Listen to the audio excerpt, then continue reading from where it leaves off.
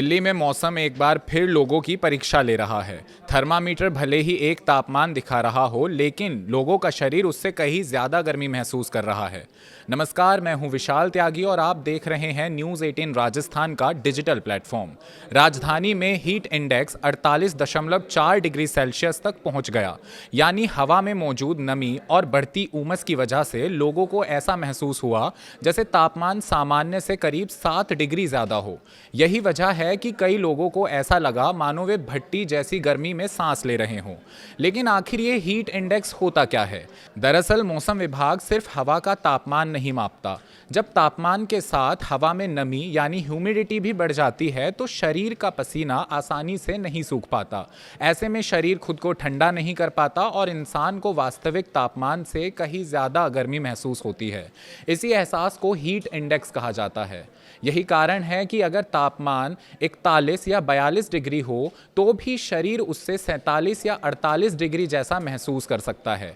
विशेषज्ञों के मुताबिक ऐसी स्थिति में heat stress, dehydration, heat exhaustion और गंभीर मामलों में हीट स्ट्रोक का खतरा काफ़ी बढ़ जाता है।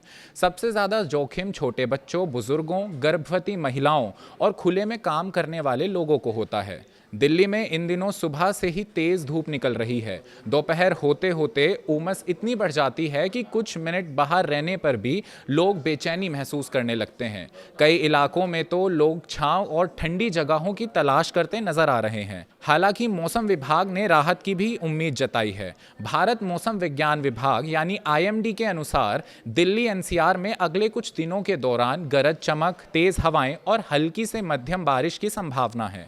अगर ऐसा होता है तो तापमान में गिरावट आ सकती है और लोगों को उमस भरी गर्मी से कुछ राहत मिल सकती है। लेकिन जब तक मौसम पूरी तरह नहीं बदलता तब तक सावधानी बेहद ज़रूरी है। अगर बहुत ज़रूरी ना हो तो दोपहर 12 बजे से 4 बजे के बीच धूप में निकलने से बचें। पर्याप्त मात्रा में पानी पीते रहें। हल्के रंग के कपड़े, सूती कपड़े पहनें और लंबे समय तक धूप में रहने से बचें।